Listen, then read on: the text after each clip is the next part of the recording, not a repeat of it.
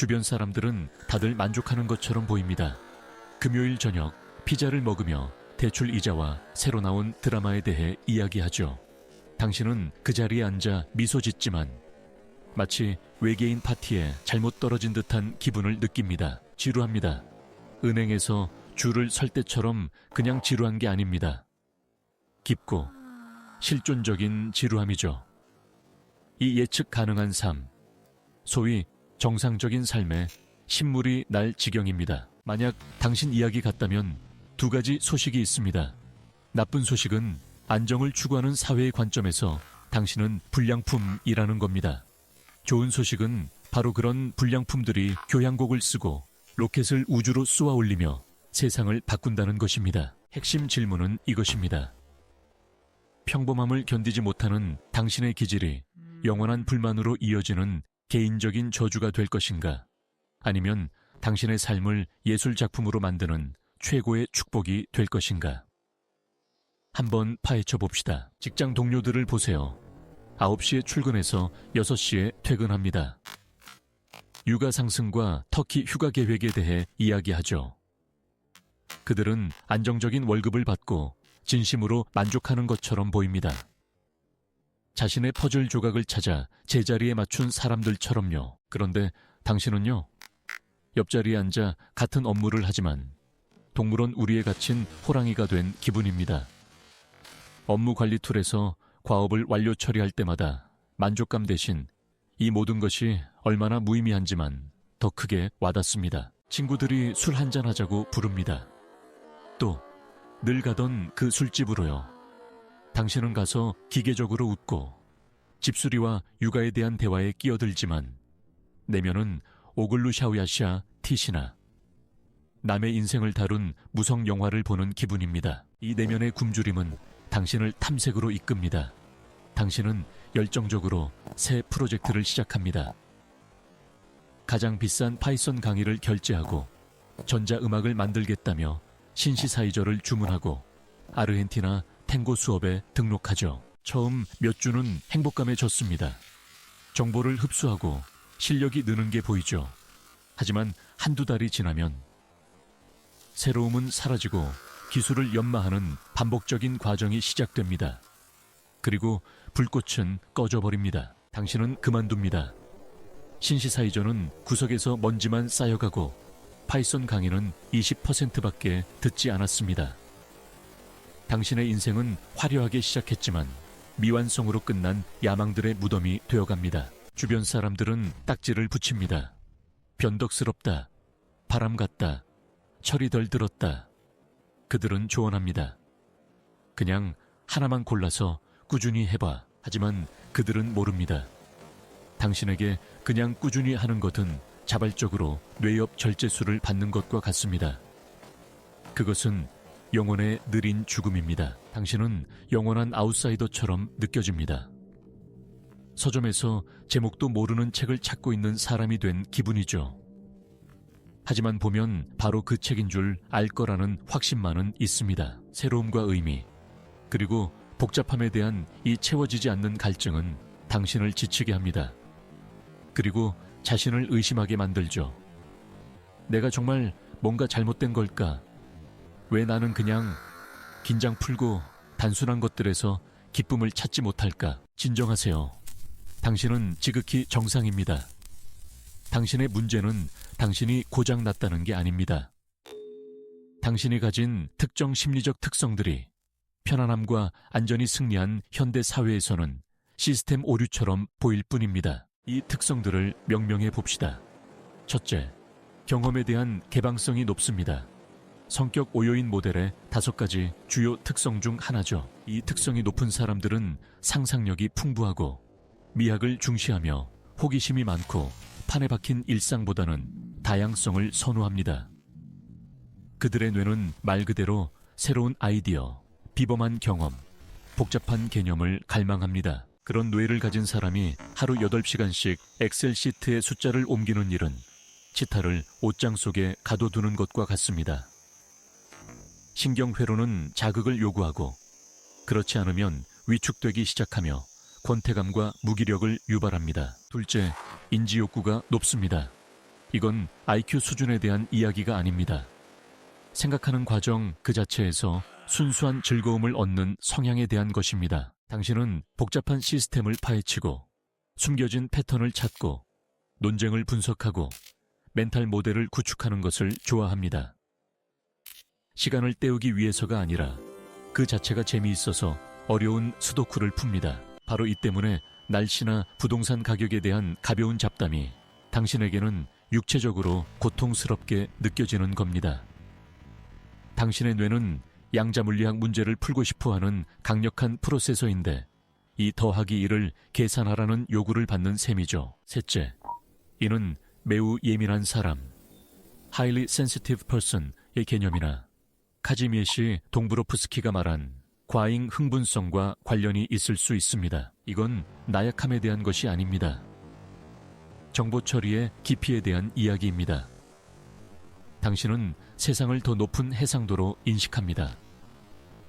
다른 사람들이 알아채지 못하는 더 많은 뉘앙스와 미묘한 차이를 보고 더 깊이 느끼고 더 날카롭게 반응합니다. 그래서 현대사회의 피상성, 위선, 조잡함이 당신에게 더 큰 상처를 줍니다. 당신은 매트릭스를 보고 있고 그 사실 때문에 그냥 스테이크를 즐기는 것이 어렵습니다. 이런 특성들의 조합은 당신을 사무실에 갇힌 탐험가로, 회계사로 일해야 하는 예술가로, 최신형 아이폰 구매가 지상 최대의 목표인 사람들 속에 둘러싸인 철학자로 만듭니다. 기억하세요. 이건 치료해야 할 질병이 아닙니다. 당신의 하드웨어가 가진 특성일 뿐입니다. 당신의 운영체제가 표준 사회적 소프트웨어와 호환되지 않을 뿐이죠. 당신의 과제는 시스템을 재설치하는 것이 아니라 그에 맞는 앱을 찾는 것입니다. 그런데 왜 이것이 저주처럼 느껴질까요? 이런 하드웨어를 가지고 표준 세상에서 사는 것은 마치 경주용 자동차를 몰고 도심의 교통 체증 속을 달리는 것과 같기 때문입니다. 고통스럽죠. 만성적인 불만족. 당신의 마음은 끊임없이 이상적인 세계, 이상적인 직업, 이상적인 관계의 이미지를 생성하기 때문에 불완전한 현실 세계는 항상 실망스러울 수밖에 없습니다. 흥미로운 일을 찾아도 반년이 지나면 일상이 됩니다. 관계를 시작해도 행복감이 지나가면 파트너의 단점이 보이기 시작합니다. 이룰 수 없는 이상을 향한 끊임없는 추구는 당신을 영원한 거의, 하지만 아닌 상태에 머물게 합니다. 높은 번아웃 위험. 자극과 의미에 대한 갈증은 당신이 너무 많은 것을 떠안게 만듭니다. 당신은 자신을 불태우며 일하고 밤에는 사이드 프로젝트를 진행하며 매 순간을 유용한 무언가로 채우려 합니다. 당신은 태양에 너무 가까이 날아가는 이카루스입니다. 길을 밝혀야 할 내면의 불꽃이 당신을 죄로 만들어버립니다. 그 결과는 감정적, 육체적 고갈입니다. 관계의 문제.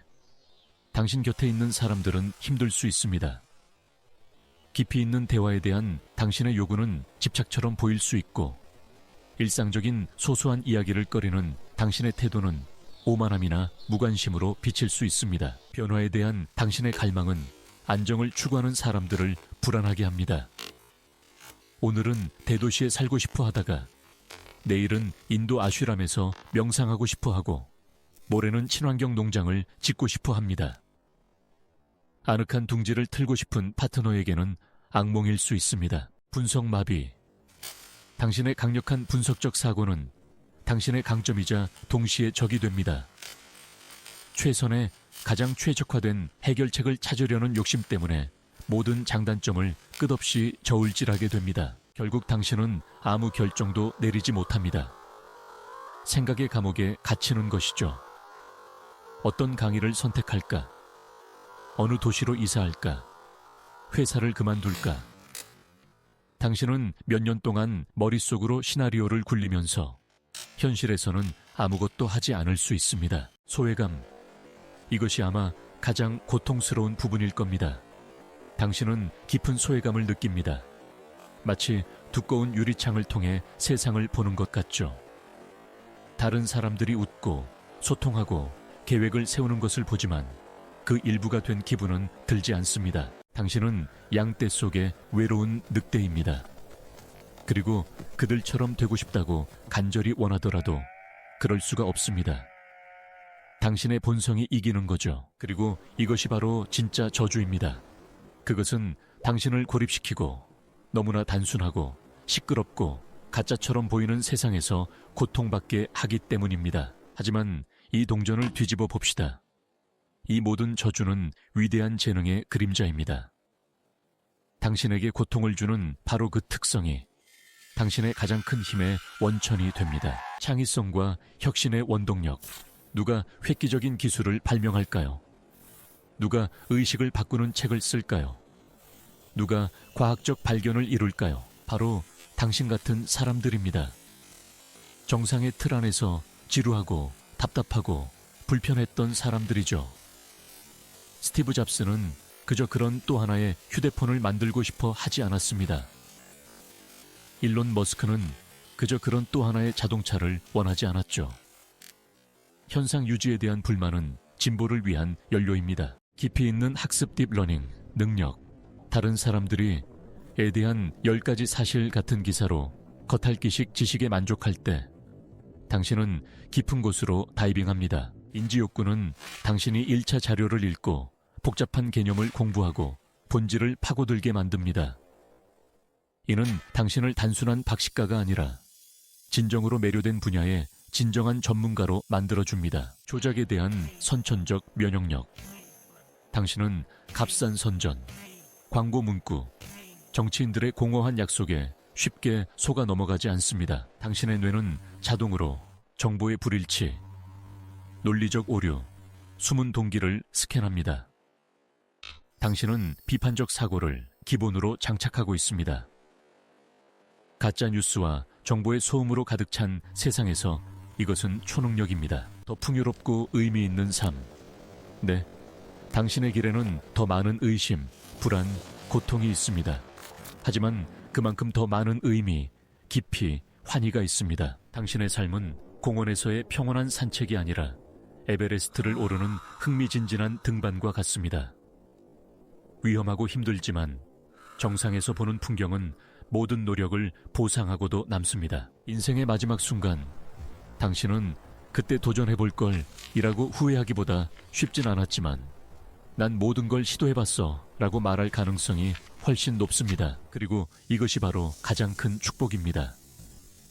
하나의 표준적인 삶이 아니라 한 번의 생애 동안 수백 개의 독특한 삶을 살 수 있는 잠재력을 주기 때문입니다.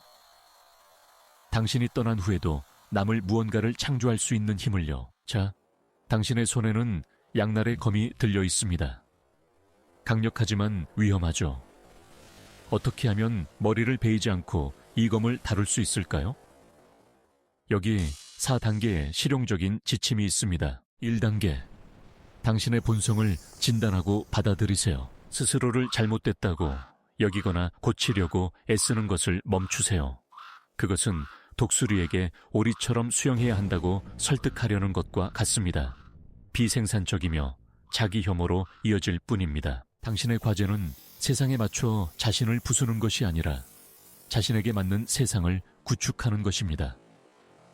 소리내어 말해보세요. 일상에 대한 나의 불관용은 결점이 아니라 내비게이션 시스템의 특징이다. 단지 내가 경로를 이탈했음을 알려주는 신호일 뿐이다. 자신의 본성을 공부하세요. 성격 5요인 검사를 해보고 인지 욕구에 대해 읽어보세요. 당신의 악마에게 이름을 붙여주세요. 적의 이름이 불리면 더는 그렇게 두렵지 않습니다. 2단계. 당신만의 결투장을 찾으세요. 당신의 내면 에너지는 원자력 발전소와 같습니다.